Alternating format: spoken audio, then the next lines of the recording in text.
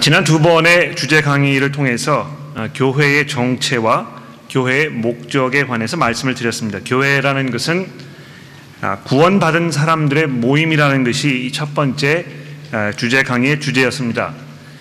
그냥 이 사람 저 사람 다 모여서 아무나 그냥 교회에 적을 두고 있는 사람이면 다 교회 일원이라 그렇지 않고 예수 그리스도의 그 신부로 준비되어 있는 그 사람들이 이 교회를 지금 이루고 있는 그 구성원이라고 이렇게 말씀을 드린 것입니다. 그런데 그 교인들이, 성도들이, 하나님의 백성들이 이 그리스도의 신부가 된 사람들이 모인 그 목적이 무엇인가? 그것은 하나님의 말씀을 듣기 위해서 모인다는 것입니다. 이것이 이 교회의 목적이라고 말씀을 드렸습니다. 목적을 달성하기 위해서 사용되는 수단이 아니고 교회 그 자체가 목적이라는 것을 제가 말씀을 드렸는데 여러분 이게 잘 이해가 되셨는지 모르겠습니다. 교회라는 것은 하나님께서 어떤 다른 것을 이루시기 위한 수단으로 세우신 것이 아니고 교회 그 자체가 창세 이전부터 하나님께서 계획해 놓으셨던 그 목적지라는 것입니다. 그러므로 이 교회가 얼마나 놀랍고 또 소중하고 중요한 것인가 우리가 이해할 수 있게 되는 것입니다. 많은 사람들이 그런 그 불안감을 가지고 있는지 모르겠습니다. 교회가 있는데요, 그 너머에 교회 입에 다른 무엇이 있는 것이 아닌가? 그래서 하나님께서 교회를 사용해서 어떤 다른 목적을 이루시려고 하는 것이 아닌가? 이런 생각을 하실 수가 있을지 모르겠습니다. 그래서 어떤 분들이 이제 이렇게 얘기하는 것입니다. 하나님께서 교회를 부르신 것은 전도하도록, 선교하도록, 그래서 교회가 존재하는 것이다. 그것이 이제 교회의 그 존재 목적이다. 이제 이렇게 이야기할 수 있을 것입니다. 그러나 그것이 아니고 전도와 선교의 결과로 인해서 교회가 생겼다는 것입니다. 그 차이점을 여러분이 좀 이해하실 필요가 있겠는데요. 전도와 선교를 위해서 교회가 존재하는 것이 아니고 전도와 선교의 결과로 교회가 생겼다는 것입니다. 그러므로 이 교회의 존재 목적은 어떤 선교나 여기 있는 것이 아니고 그것을 통해서 많은 결과가 생겼을 때 교회가 일어나게 되고 그 교회가 일어난 그 이유는 그 모이는 그 목적은 그래서 그 사람들이 하나님의 말씀을 듣도록 하기 위해서 있게 된다는 것입니다.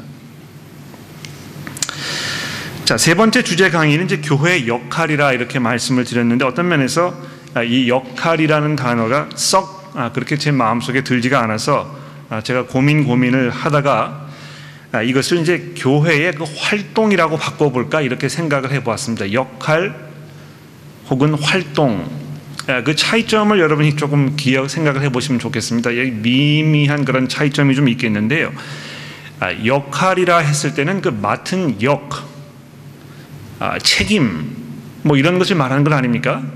그래서 어떤 면에서 이 역할이라는 단어는 이 목적이라는 단어와 좀 더 근접한 것처럼 들립니다. 그래서 제가 이 교회의 목적이 하나님의 말씀을 듣는 것이라고 이제 말씀을 드리고 나서 교회의 역할에 대해서 말씀을 이제 다르게 드리면 혼란이 오시지 않을까 하는 그런 염려가 조금 있어서 역할보다는 교회가 해야 하는 그 활동에 대해서 말씀을 드리는 것이 더 좋지 않을까 이런 생각을 제가 지금 하고 있는 것입니다. 그래서 교회 안에서 벌어지는 그 일이 무엇인가 이제 이거를 제가 여러분들에게 말씀을 드리려고 하는 것입니다. 이해가 되십니까? 혹시 잘 정리가 안 되시면 이 질문하시는 시간에 좀 더 질문을 해보시면 좋겠는데 쭉 그 내용을 들어보시면 이게 이제 이런 이야기를 하시려고 하시는 거구나 이렇게 아마 정리가 되실 거라고 제가 생각이 됩니다. 마태복음 16장 18절의 말씀을 보십시오. 마태복음 16장 18절 말씀에 보시면 예수님께서 뭐라고 말씀을 하셨습니까?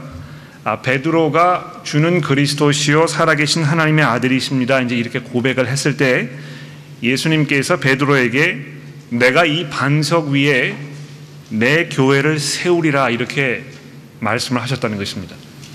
내가 이 반석 위에 내 교회를 세울 것이다. 예수님께서는 이 교회를 세우시는 그 일, 그것을 지금 선언하고 계시는 것입니다. 예수님께서 지금 이 땅에서 이 땅에 오셔서 이 십자가 위에서 그 구원의 사역을 완성하시고 부활하셔서 지금도 하나님의 보좌 우편에서 이 온 세상을 통치하고 계시는 그 궁극적인 목적이 무엇입니까? 교회를 세우시는 것입니다.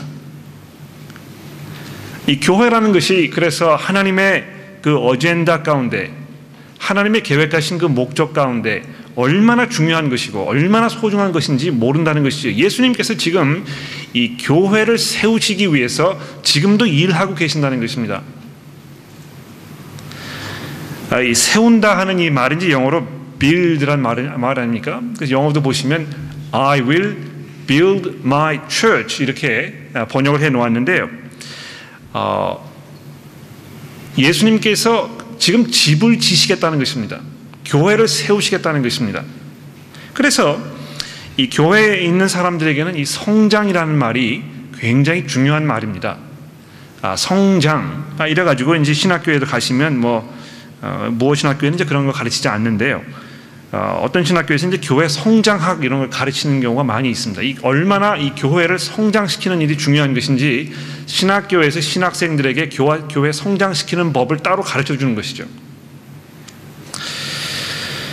근데 이 교회 성장학이라는 것을 제가 좀 읽어보니까 경영학, 교회 경영학을 지금 말하는 것입니다. 그래서 마케팅, 교회를 이제 마케팅하는 거, 교회를 어떻게 효과적으로 경영할 것인가 하는 그 경영학, 또 교회 그 리더십에 관해서 이런 것들을 쭉 가르치는 그런 내용이 있는 것이죠. 그래서 일반적으로 대학에서 가르치는 어떤 경영학의 그 내용을 조금 이렇게 들여다가 이것이 이제 교회 현실에 맞도록 이렇게 이거를 좀 바꿔가지고 사회에서 회사를 성장시키기 위해서 이러이러한 방법으로 하면 되는 것인데 그런 그 원칙들을 교회에 적용시켜가지고 교회도 이런 방법으로 성장할 수 있다 이렇게 지금 이야기하고 있는 것입니다. 그런데 그런 것을 말하는 그 성장의 그 의미를 보게 되면 분명히 이 교세를 확장시키는 거 이걸 지금 말하고 있는 것입니다. 어떻게 하면 더 많은 사람들이 거기에 모이게 할 것인가? 어떻게 하면 좀 더 그 활발한 어떤 사업을 벌일 수 있도록 이 충분한 재정적인 지원이 이루어지게 할 수 있을 것인가? 그래서 이 교인수라든지 또 헌금액이라든지 이런 것에 관해서 아주 집착하게 되는 것이죠. 우리가 일반적으로 교회가 이제 성장한다 이렇게 말을 했었을 때도 교인 수가 얼마나 모이는지 또 헌금액이 얼마나 되는지 여기를 먼저 생각하게 된다는 것입니다. 예수님께서 내가 교회를 세우겠다 하셨을 때 과연 무엇을 마음속에 두고 계셨던 것일까요? 예수님께서 말씀하시는 이 교회의 성장, 세우는 이것은 무엇을 의미하는 것인가에 대해서 오늘 우리가 조금 생각해 보기를 원합니다. 어떻게 하면 우리가 이 교회를 성장시킬 것인가? 어떤 종류의 성장인가? 이런 문제를 좀 다루어 보자는 것입니다. 오늘 우리가 보게 될 이 본문 말씀은 이제 고린도전서 12장에 있는 말씀인데요. 12장으로 넘어가기 전에 제가 먼저 여러분들에게 에베소서 4장에 있는 말씀을 좀 읽어드리도록 하겠습니다. 에베소서 4장 11절의 말씀을 한번 읽어보도록 하죠. 에베소서 4장 11절에 있는 말씀입니다.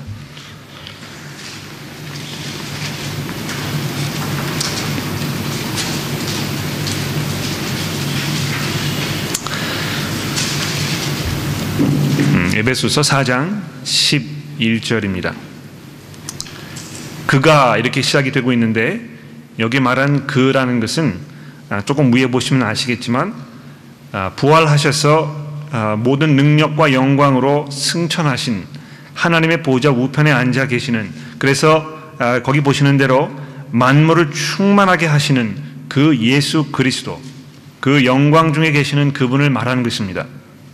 승리하셔서 하나님의 영광 중에 앉아 계시는 그 그리스도께서 어떤 사람은 사도로, 어떤 사람은 선지자로, 어떤 사람은 복음 전하는 자로, 어떤 사람은 목사와 교사로 삼으셨으니 이는 성도를 온전하게 하여 봉사의 일을 하게 하며 그리스도의 몸을 세우려 하심이라.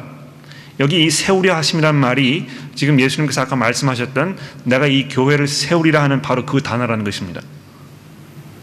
우리가 다 하나님의 아들을 믿는 것과 아는 일에 하나가 되어 온전한 사람을 이루어 그리스도의 장성한 분량이 충만한 데까지 이르리니 이는 우리가 이제부터 어린아이가 되지 아니하여 사람의 속임수와 간사한 유혹에 빠져 온갖 교훈의 풍조에 밀려 요동하지 않게 하려 함이라. 오직 사랑 안에서 참된 것을 하여 범사에 그에게 잘할지니라. 그는 머리니 곧 그리스도라.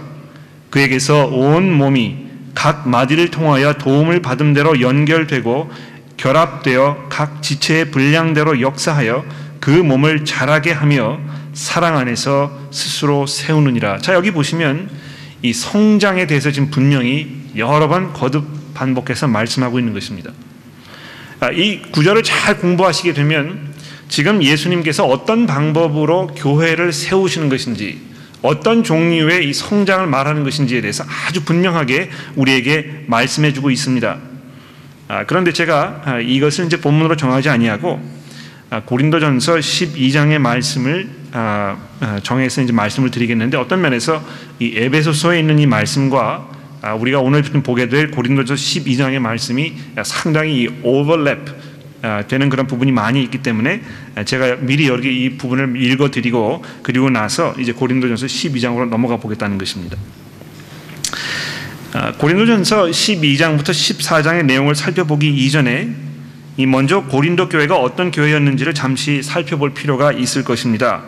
그래서 이 고린도전서로 좀 넘어가 보십시오. 고린도전서 1장으로 넘어가시면 이 고린도 교회에 대해서 사도 바울이 이렇게 지금 말을 하고 있습니다. 1장 7절입니다. 고린도전서 1장 7절.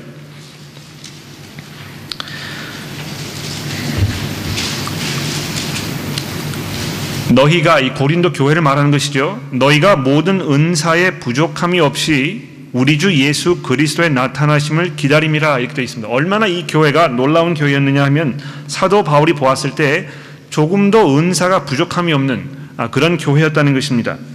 아마도 다재다능한 많은 인재들이 있는 아주 역동적인 교회가 아니었나 이렇게 생각이 됩니다. 그러나 이런 그 부족한 은사가 없는 이 교회이었음에도 불구하고 동시에 이 교회는 또한 많은 문제점을 안고 있는 그런 교회였다는 것입니다. 이 11절 말씀을 보시면 이 교회 내에 분명히 분열이 있었습니다.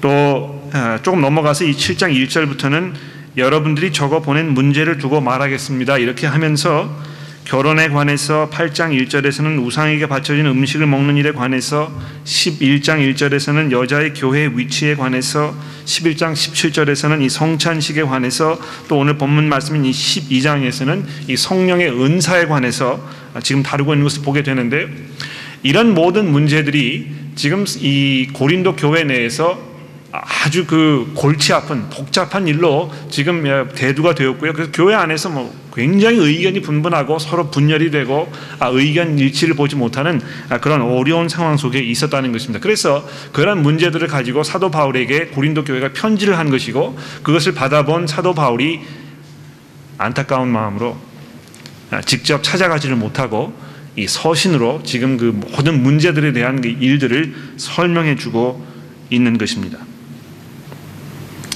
그래서 오늘 특별히 12장부터 14장의 내용을 다루어 보게 되겠는데, 이 부분을 다루는 데 있어서 중점을 둘 내용은 성령의 은사가 무엇인가 하는 그런 논쟁보다는 이 부분이 교회에 대해서, 특히 교회의 성장에 관해서 무엇을 말하고 있는가, 그 부분에 조금 집중을 해보려는 것입니다. 그래서 우선 이 12장부터 14장 이 전체의 흐름을 우리가 조금 살펴보도록 그렇게 하겠습니다. 먼저 12장을 살펴보도록 하죠. 고린도전서 12장으로 넘어가 보십시오. 제가 여러분 가지고 계시는 그 요점지에 12장의 이해를 위한 5가지 포인트를 적어드렸는데, 이 5가지 포인트를 간단하게 한번 말씀을 드려보도록 하겠습니다. 12장에서 가장 중요한 구절 중에 하나는 3절의 말씀입니다. 이 3절의 말씀은 진정한 영성이 무엇인지를 우리에게 아주 분명하게 말씀해 주고 있습니다. 어떤 것이 진정으로 영적인 그리스도인인가, 어떤 그 영성을 말하는 것인가, 이것을 지금 우리에게 설명해 주고 있는 것이죠. 성령의 임재하심을 증명하는 것은 우리가 무슨 은사를 가지고 있는가, 그것이 아니고 예수 그리스도께서 주님이라고 고백하는 그 고백이라는 것입니다. 그것이 진정한 영성이라는 것이죠. 얼마나 방언의 은사가 있는가, 예언의 의사가 있는가, 얼마나 기도를 열심히 하는가, 얼마나 거기에 풍성한 교제나 섬김이 있는가, 그런 거 이야기하지 아니하고 아주 간단하게 성령의 역사하심이 아니고는 누구도 예수를 주로 고백할 수 없다고 이렇게 시작하고 있습니다. 그래서 이 성령의 그 역사하심에 관해서 이 예수 그리스도를 주로 고백하는 것과 결부시켜서 시작하고 있다는 것입니다.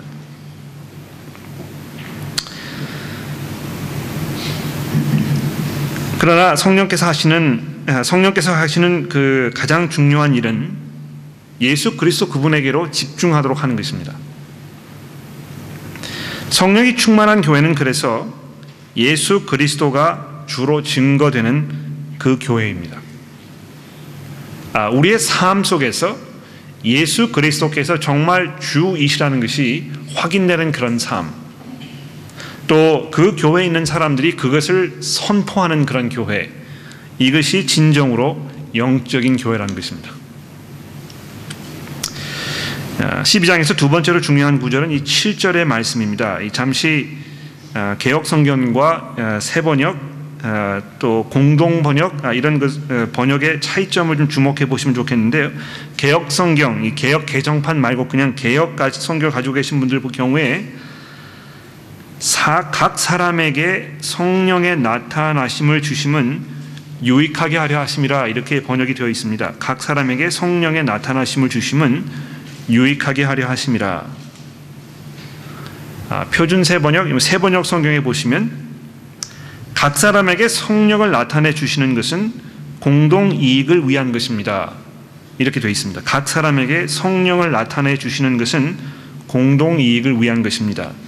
자, 그런데 이 공동 번역이라는 번역판이 또 있거든요. 이 공동 번역은 이제 그 개신교하고 구교하고 합작을 해가지고 번역한 그것을 공동 번역이라고 하는데, 거기에는 이렇게 번역이 되어 있습니다. 성령께서는 각 사람에게 각각 다른 은총의 선물을 주셨는데 그것은 공동 이익을 위한 것입니다, 이렇게 되어 있습니다.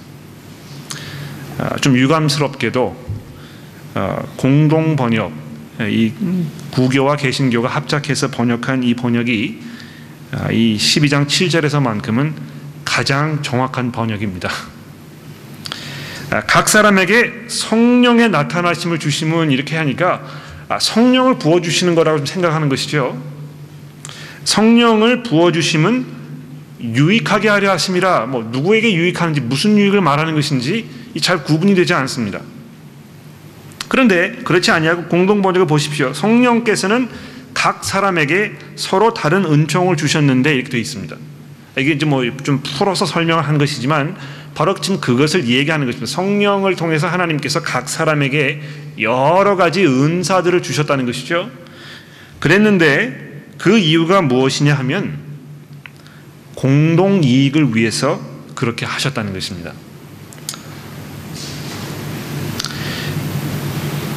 즉 다시 말해서 하나님께서 성령의 다양한 은사들을 우리 각 사람에게 주신 것은 나 자신을 위한 것이 아니고 다른 사람, 모든 사람들을 유익하게 하기 위해서 주셨다는 아주 짧은 구절이지만 실제로 성령의 은사에 대해서 많은 분들이 오해하고 있는 것을 잘 정리해주는 그런 그 구절이라고 생각할 수 있습니다. 여러분, 아무도 은사를 받지 못한 사람이 없다는 것입니다. 각 사람에게, 모든 사람에게 하나님께서 은사를 주셨는데 그 은사를 주신 이유는 공동이익을 위한 것이라고 이렇게 말씀하고 있다는 것이죠. 12장에서 세 번째로 중요한 구절은 15절과 16절에 반복되고 있는 나는 몸에 속한 것이 아니다 하는 그 부분입니다. 다시 말해서 교회에 속해 있는 어떤 교우께서 나는 이 교회에 설 자리가 없는 것 같아, 나는 이 교회 사람이 아닌가 봐, 나는 여기서 할 일이 별로 없어, 이렇게 생각하시는 분들을 말하는 것입니다. 자기가 가지고 있는 은사가 별로 대단한 것이 아니거나 또는 내가 가지고 있는 은사들을 아무도 인정해 주지 않는다고 생각하기 때문에 좀 소외감을 느끼는 그런 사람을 지금 말하는 것입니다. 그런데 바울 사도가 지금 여기서 하는 그 말씀이 무엇입니까? 누구도 어느 은사도 필요하지 않은 것이 없다는 것을 지금 말씀하고 있는 것입니다. 교회가 교회로서 그 역할을 잘 감당하기 위해서는 지금 이 자리에 앉아 계시는 성도 여러분들 모두가 필요한 것입니다. 그렇기 때문에 하나님께서 지금 여러분을 이 교회의 지체로 보내셨다는 것이죠.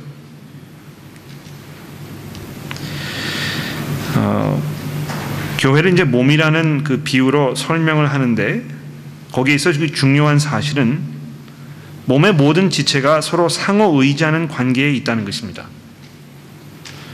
내가 훌륭한 목사님처럼 설교를 하지 못한다고 해서 또 천사 같은 그 꾀꼬리 같은 목소리로 노래하지 못한다고 해서 내가 이 몸에 속하지 않았다고 생각하는 것은 옳지 않다는 것이죠. 세상에 그렇게 생각하는 사람이 어디 있겠습니까? 이렇게 생각하실지 모르지만 여러분 사실 많은 분들이요 이렇게 얘기하십니다. 이제 나는 이 교회를 떠날 때가 됐나 봐. 예? 나는 이 교회를 떠날 때가 됐나 봐. 왜 그렇습니까? 내가 더 이상 이 교회에서 컨트리뷰트 할 것이 없고 또 이 교회가 나에게 어떤 혜택을 줄 것이 없고 그래서 이 교회와 나와의 관계가 더 이상 진전될 수 없다고 생각하기 때문에 그렇게 생각하는 것이죠. 그런데 이 사도 바울이 지금 여기서 이야기하는 걸 잘 들어보십시오. 하나님께서 각 사람에게 은사를 주셨는데 그 이유가 무엇입니까? 공동이익을 위해서라는 것이죠. 그래서 이 교회가 공통으로 이 혜택을 받기 위해서는 모든 분들이 자기 역할을 잘 감당해야 그게 가능하다는 것입니다. 네 번째로 중요한 사실은 연합함입니다. 여기서 눈여겨보아야 할 구절은 21절에 등장하는 너는 내게 쓸데없는 존재라 하는 그 말씀입니다. 이 면은 그 세 번째 포인트와는 이제 반대되는 포인트인데요. 소극적이고 소외당한 것처럼 느끼는 이가 나는 여기에 속한 것이 아니라고 이렇게 말을 하고 있다면 이 사람은 지금 반대로 자기 자신을 아주 대단한 사람으로 생각해서 너는 내게 쓸데없다고 이렇게 말하는 사람을 좀 얘기하는 것입니다.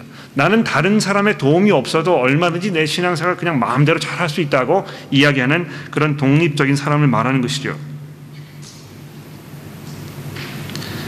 그런 사람들은 대부분 다른 사람들에게 주어진 은사가 별로 그렇게 대단하지 않은 것으로 생각하는 경우가 아주 많습니다.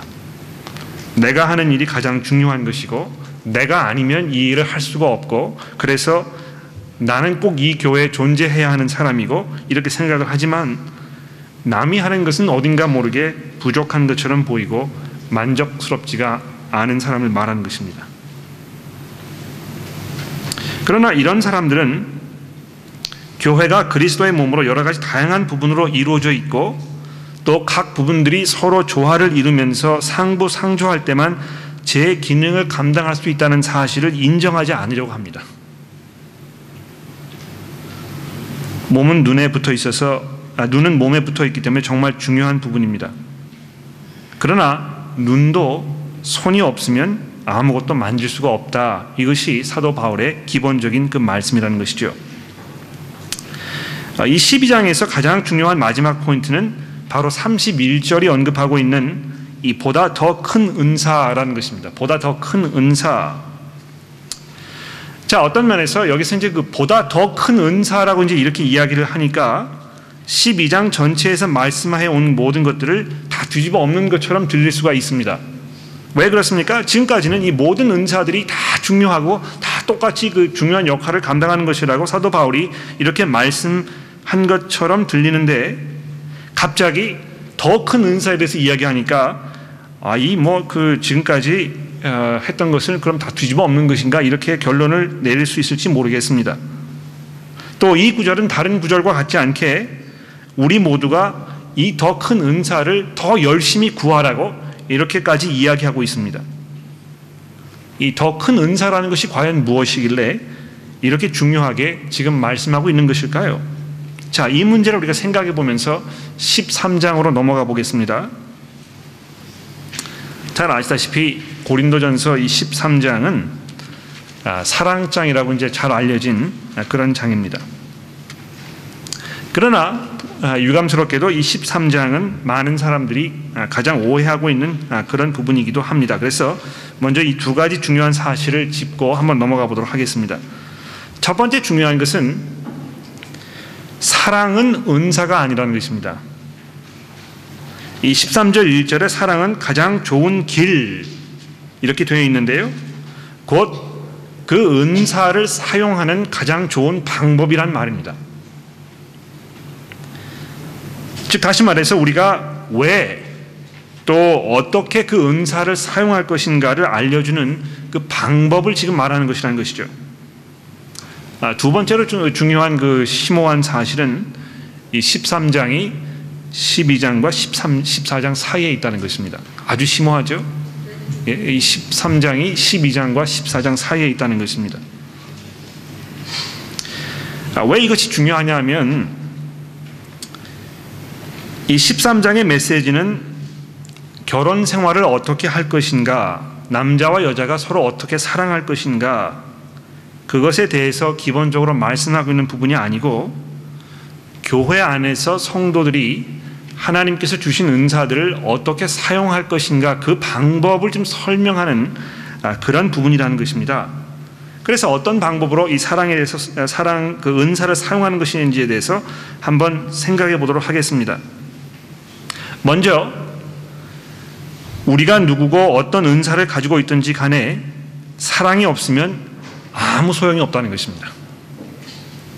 내가 모든 사람의 말과 천사의 말을 할 수 있을지라도 내게 사랑이 없으면 울리는 징이나 요란한 꽹과리가 될 뿐입니다. 이렇게 되어 있습니다.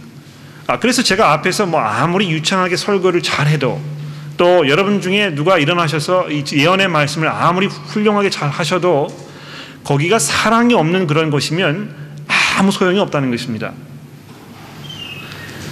모르겠습니다. 여러분 그 주제 강의를 들으실 때 또 교회에서 설교를 들으실 때 제 사랑이 느껴지시는지 모르겠습니다. 근데 그게 느껴지지 않으시고 이게 전달이 되지 아니하고 그러면 이게 아무런 소용이 없다는 것이죠. 제가 과연 지금 사랑으로 이것을 하고 있는가 제 스스로를 자꾸 물어보면서 하지 않으면 안 된다는 것입니다. 사랑으로 하지 않으면 뭘로 합니까? 다른 것으로 얼마든지 할 수 있습니다. 제 설교를 정말 경청해 주시는 여러분들의 그런 그 뜨거운 시선, 이것을 그 목사가 이제 먹고 산다고 이제 그러지 않습니까? 거기에 막 점점 그 우쭐해지고, 이 교우들이 정말 나를 이렇게 존경하는구나, 내가 더 잘해야 되겠다, 또 그래서 설교를 참 잘하셨는데 칭찬하면 더 머리가 커지고, 이런 방법으로 설교를 할 수 있습니다. 그러나 그것은 사랑으로 하는 것은 아닐 것입니다. 두 번째 부분인 4절부터 7절은 이 사랑의 길이 무엇인지에 대해서 말씀하고 있습니다. 사랑은 이 길이 참음, 친절, 시기하거나 뽐내지 않는 것, 교만하거나 무례하지 않는 것입니다. 특히 여기서 우리가 주목할 부분은 이 6절에 있는 말씀인데요. 많은 사람들이 이 사랑에 대해서 얘기할 때 그냥 단순히 모든 것을 덮어주고 받아들이고 수용하는 것이라고 말합니다. 다 그냥 우리가 없는 것처럼 하고 다 모른 채 해주고 덮어주고 옳지 않은 것도 아무렇지 않은 것처럼 받아주고 부도덕도 한 것도 무마해주는 진리가 아닌 것도 넓은 아량과 관대함으로 받아주는 것이 사랑이라고 말합니다. 그러나 6절 말씀을 보십시오. 사랑은 불의를 기뻐하지 않으며 진리와 함께 기뻐한다고 말씀하고 있습니다. 13장의 세 번째 부분은 우리에게 더 이상 어린아이처럼 굴지 말라고 말씀하고 있습니다. 어리광을 피우지 말라는 것입니다. 우리가 가진 은사들을 남을 위해서 사용하지 않거나 오히려 그런 은사가 자기에게 있음으로 인해서 우쭐하여지고 자기를 남보다 더 중요한 사람으로 생각하거나 남을 무시하는 것은 마치 어린아이와 같은 그런 짓이라고 사도 바울이 꾸짖고 있는 것입니다. 좀 내가 하는 거를 잘 인정해 달라고, 또 그렇게 하지 않으면 아주 마음이 없애되는 것, 그것은 사랑으로 하는 것이 아니라는 것입니다. 그것은 어린아이와 같다는 것이죠. 아주 자기 중심적인 생각으로 지금 하나님께서 주신 은사를 사용하려는 그런 모습이라는 것입니다. 내가 목사이기 때문에, 내가 운영위원이기 때문에, 내가 교구위원이기 때문에, 내가 리더이기 때문에 어떤 특별한 대접을 받기를 원하고 기대하는 것은 마치 어린아이와 같은 아주 어리석은 짓입니다. 우리에게 주어진 은사들은 8절 말씀이 말씀하고 있는 것처럼 언젠가 끝이 날 때가 올 것입니다. 여러분, 이걸 우리가 잘 기억해야 됩니다.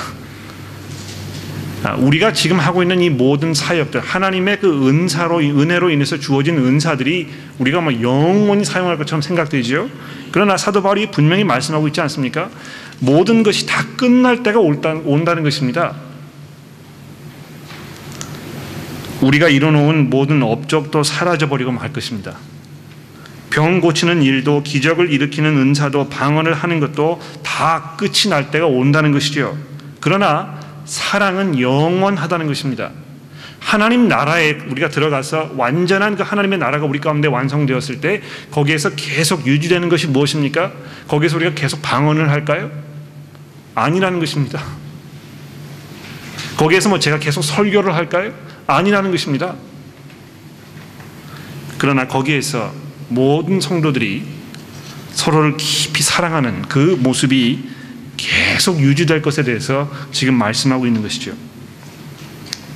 자, 그렇다면 12장 마지막 부분에서 보다 더 큰 은사를 열심히 구하라 이렇게 이제 말씀하고 나서 왜 갑자기 사랑에 대해서 말씀하는 것입니까? 어떤 면에서 이 13장을 빼버리고 12장과 14장을 연결해서 읽어도 크게 문제가 되지는 않을 것입니다. 여기 그 12장 마지막 부분에 보시면 가장 좋은 길을 31절입니다. 너희는 더욱 큰 은사를 사모하라. 내가 또한 가장 좋은 길을 너에게 보이리라. 14장입니다. 사랑을 추구하며 신령한 것을 사모하되 특별히 예언을 하려고 하라. 이렇게 하니까 별로 그 중간에 미싱하는 게 없는 것처럼 들리거든요.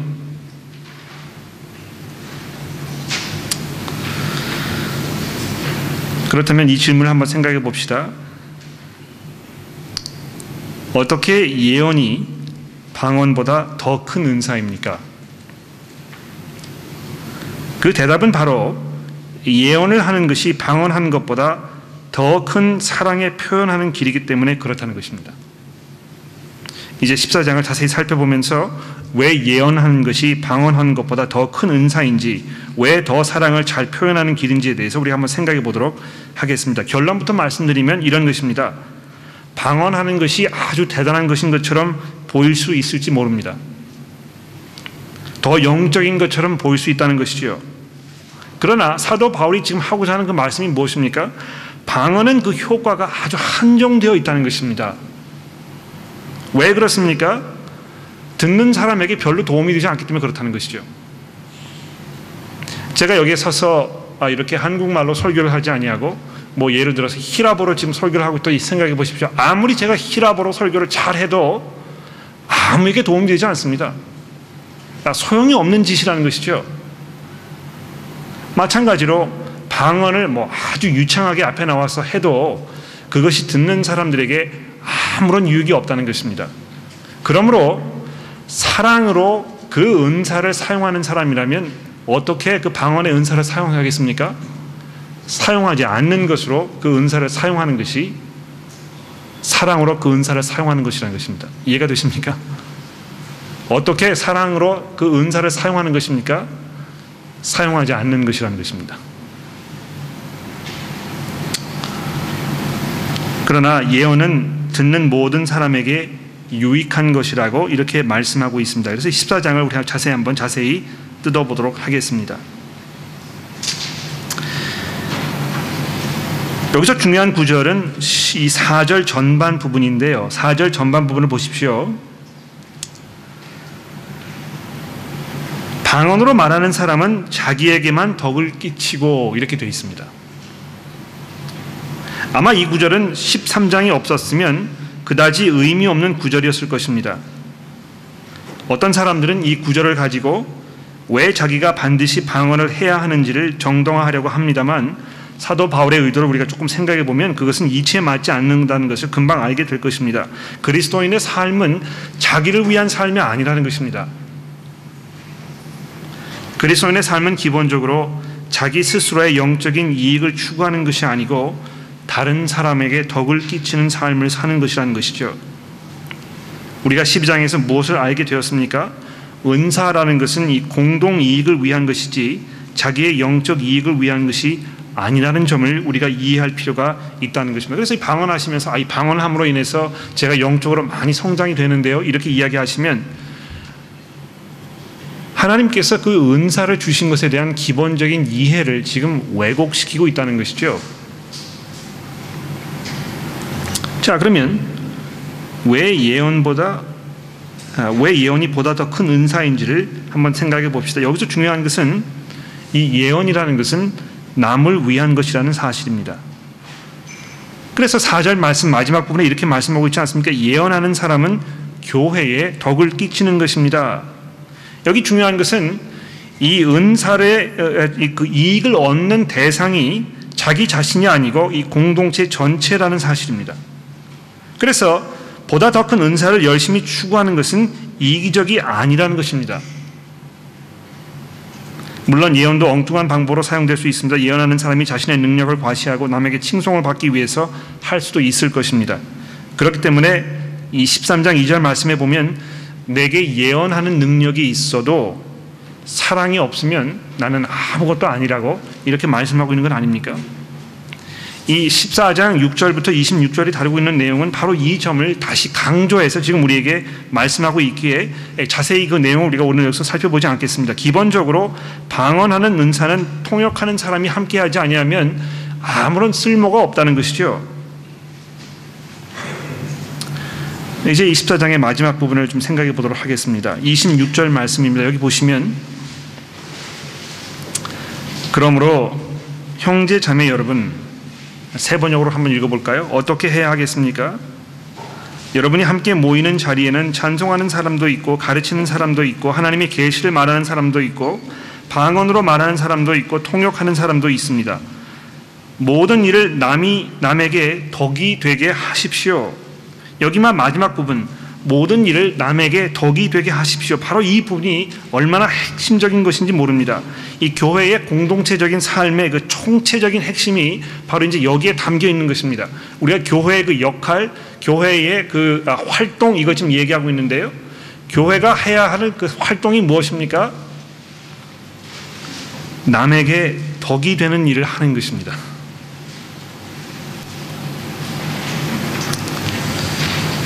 우리 모두에게 하나님께서 각양각색의 은사를 주셨습니다. 한 사람도 빼지 않고 그렇게 했다는 것입니다. 그런데 중요한 것은 내가 지금 무슨 은사를 받았는가가 아니고, 많은 분들이 내가 지금 무슨 은사가 있는가 이거에 그냥 뭐 계속 그 고민하시고 뭐 철야기도 하시고 그거 찾으려고 뭐 얼마나 그 백방 노력을 많이 하시는지 모르겠어요. 그러나 내가 어떤 은사를 가지고 있는가 그것이 중요한 것이 아니고 어떻게 하면 내가 남에게 덕이 되는 삶을 살 것인가, 이것이 가장 중요하다는 것입니다.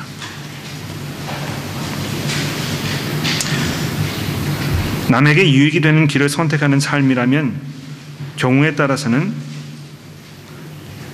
대단한 그 희생과 책임을 감수해야 하는 그런 삶이 요구되는 것입니다. 얼마나 이것이 어려운 일인지 모릅니다. 이것이 우리 가운데 자동적으로 이루어지지 않습니다. 왜냐하면 기본적으로 우리는 죄인들이기 때문에 그렇습니다. 죄인이 누구입니까? 내가 이 세상에서 가장 잘났다고 생각하는 사람들이거든요. 나는 하나님이 없어도 살 수 있다고 생각하는 사람들이 죄인인 것입니다. 그런데 우리 모두가 그런 성향을 가지고 있다는 것입니다. 얼마든지 뭐 내가 내 마음대로 내 생각대로 내 방식대로 이런 일들을 할 수 있기 때문에 나는 시시때또 하나님 필요하지 않다 생각하는 것이 우리 인간들의 습성이라는 것이죠. 그래서 내 자신을 희생시키고 수고하고 그 대가를 내가 감수하는, 그것을 오랜 기간 동안 꾸준히 하는 그 일이 굉장히 어렵습니다. 오히려 우리는 나의 이익, 나의 권리, 나의 원하는 것, 이런 거를 관철시키고 그게 사람들에게 받아지게 되도록 얼마나 노력하는지 모릅니다. 여러분, 이 교회 질서에 대해서 제가 좀 말씀을 드리고 싶은데요. 질서라는 것이 교회에서 얼마나 중요한 일인지 모릅니다. 그런데 교회의 질서가 어떤 부분에서 가장 큰 위협을 받느냐 하면 내려진 결정을 받아들이지 않는 것입니다. 내려진 결정을 받아들여지지 않는 모습으로 교회의 질서가 가장 큰 어려움을 겪는다는 것이죠. 왜 내려진 결정을 받아들이지 않는 것입니까? 그렇게 하면 내가 너무 손해를 보기 때문에 그렇다는 것이죠. 그게 뭐 공동이익을 위한 것이든 무엇인지 나는 상관하지 않는다. 중요한 것은 지금 내 상황에 내가 이 결정을 통해서 어떤 그 피해를 입을 것인가, 이게 가장 그 중요한 문제가 되게 되면 그 다음부터는 거기에 수긍하지 않는 것입니다. 뭐 상대방이 뭐 목사이든지 뭐 교구위원이든지 운영위원이든지 성교공부 리더든지 무엇이든지 간에 나는 그 결정을 받아들이지 않겠다 이야기하는 것은 우리 인간들의 가장 기본적인 죄악된 모습이 드러나는 그 표현이라는 거 여러분 이해하십시오. 그러나 우리 그리스도인들에게 있어서 가장 중요한 것은 남에게 덕이 되는 일을 하는 것입니다. 어떻게 하면 내 자신이 부서지고 깨어지고 희생되는 한이 있어도 남을 섬길 것인가? 여러분, 예수 그리스도께서 그렇게 하시지 않으셨습니까? 그분께서 공동이익을 구하기 위해서 모든 사람들의 그 구원을 완성시키기 위해서 죽기까지 순종하셨다는 것입니다. 하나님과 동등됨을 취할 것으로 여기지 아니하시고 종의 몸을 입어 이 땅에 오셔서 순종하셨으니 곧 십자가에 죽기까지 하셨다는 이 말씀을 우리가 잘 들어볼 필요가 있겠습니다. 그래서 우리가 공동이익을 구하는 것이라면 경우에 따라서는 내가 이런 은사를 가지고 있지만 그것이 공동이익을 구하는 데 있어 별로 도움이 되지 않는다고 생각하면 그것을 사용하지 않는 결정을 내릴 필요도 있다는 것입니다. 피아노를 치시는 분들이 한 10분 정도 되는데 그분들이 다 피아노 반주를 하시겠다고 나서시면 그때부터는 교회가 어려워지는 것이거든요. 실제로 그런 일들이 우리 교회에서 일어났었습니다. 또 내가 이런 은사를 가지고 있지만 그래서 이거 사용하게 되면 모든 사람들에게 분명히 공동이익이 되게 될 것이지만 지금 내 형편이 그렇지가 않아서 내가 이거 하게 되면 너무나 큰 그 수고를 감수해야 되기 때문에 내가 하지 않겠다 하는 것도 합당하지 않습니다. 그래서 교회에서 중요한 결정을 할 때 우리가 반드시 염두에 두어야 할 두 가지 원칙이 있습니다. 특히 교구위원 여러분들, 운영위원 여러분들 이거 잘 이해해 주십시오. 하나는 지금 우리가 내리는 이 결정이 복음을 증거하는 데 도움이 되는 결정인가 하는 것입니다.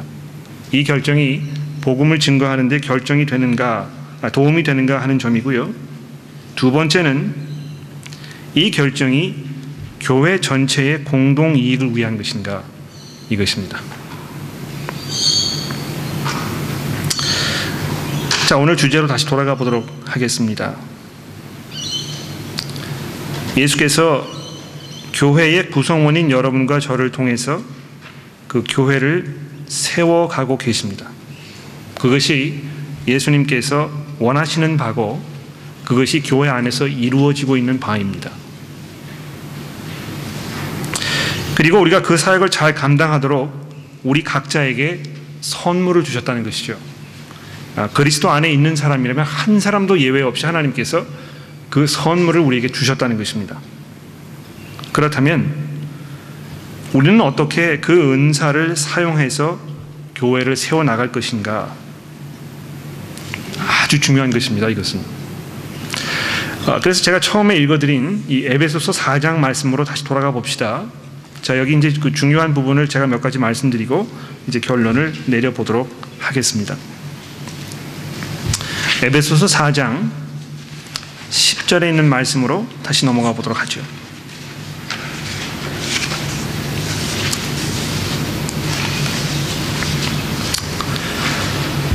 11절입니다. 그가 어떤 사람은 사도로, 어떤 사람은 선지자로, 어떤 사람은 복음 전하는 자로, 어떤 사람은 목사와 교사로 삼으셨으니, 이렇게 되어 있습니다.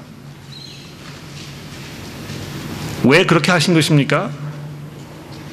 12절 말씀을 보십시오. 이는 성도를 온전하게 하여 봉사의 일을 하게 하며 그리스도의 몸을 세우게 하려 하심이라.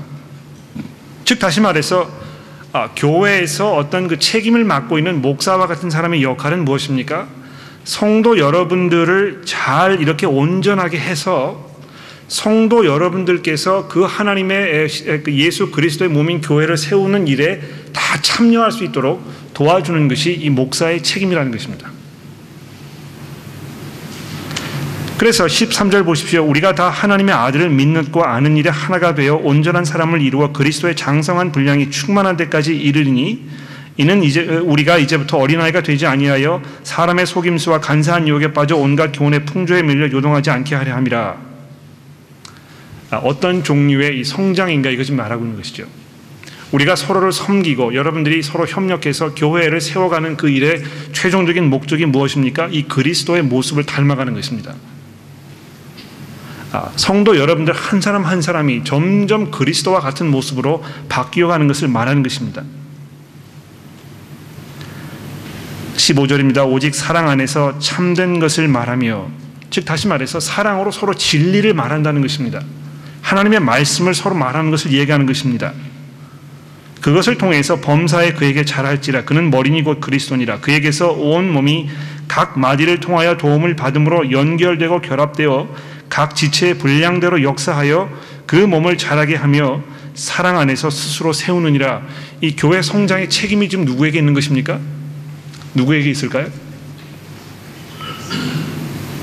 첫째로는요, 예수 그리스도 그분께서 하시는 일입니다. 내가 이 반석 위에 교회를 세우겠다 하신 예수 그리스도께서 지금 교회를 세우고 계신다는 것입니다. 그런데 그것을 하시기 위해서 첫 번째로 무슨 일을 하셨습니까? 교회에 어떤 사람들은 사도로, 어떤 사람은 선지자로, 어떤 사람은 복음 전하는 자로, 어떤 사람은 교사와 목사로 삼으셨다는 것이죠. 그래서 어떻게 하겠다고요? 그 사람들로 성도들을 온전하게 해서, 즉 다시 말해서 잘 먹여주고 훈련시켜주고 또 기회를 주고 격려해주고 돌봐주고 이렇게 해서 성도들 간에 서로 섬김을 통해서 그 교회가 자라도록 이렇게 하고 계신다는 것입니다. 그러므로 여러분, 성도이면, 즉 다시 말해서 교회의 지체이시면, 즉 예수 그리스도의 신부가 되실 분이라면 여러분들은 모두 사역자입니다.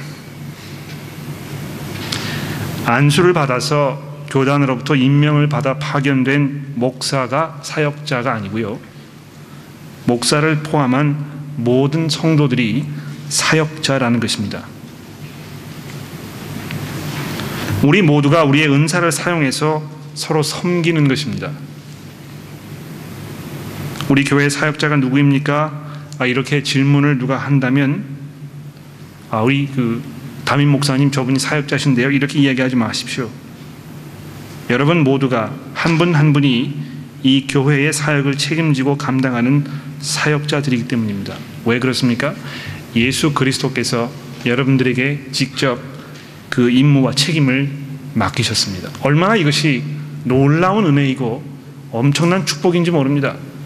하나님께서 여러분과 저를 부르셔서 그 사업에 동참시키시고 계시는 것입니다. 그러므로 주저하지 마십시오, 여러분. 주의 일을 감당하는 일에 주저하지 마십시오. 그것은 분명히 대단한 수고와 힘과 노력을 필요로 하는 그런 일입니다만, 그것을 통해서 하나님의 계획과 하나님의 목적인 이 교회가 완성되어 가고 있다는 것을 우리가 기억해야 되겠습니다. 기도하겠습니다. 하나님 아버지, 저희를 이 영광스러운 자리에 불러 모아 주셔서 예수 그리스도께서 이 땅에 하시고자 하는 교회를 세우는 일에 동참하게 하신 것을 감사합니다. 하나님, 그것이 어떤 특정한 부류의 사람의 일이 아니고 부르심을 받은 모든 성도들이 누릴 수 있는 그 책임이요 또 특권임을 우리가 기억하게 도와주시기를 간절히 기도합니다. 하나님, 그러나 그 일에 동참했을 때 우리가 어려움을 당하고 많은 희생을 감수해야 하고 또 그것이 우리에게 상처가 되는 경우도 얼마나 많이 있는지 모릅니다. 그런 일을 당했을 때 주께서 저희들의 마음을 위로해 주시고 강건케 해 주시며, 특히 교회 안에서 성도들이 서로를 돌아보며 격려하고 이끌고 또 위로해 주는 그런 일들이 잘 이루어질 수 있게 되도록 저희가 간절히 기도합니다.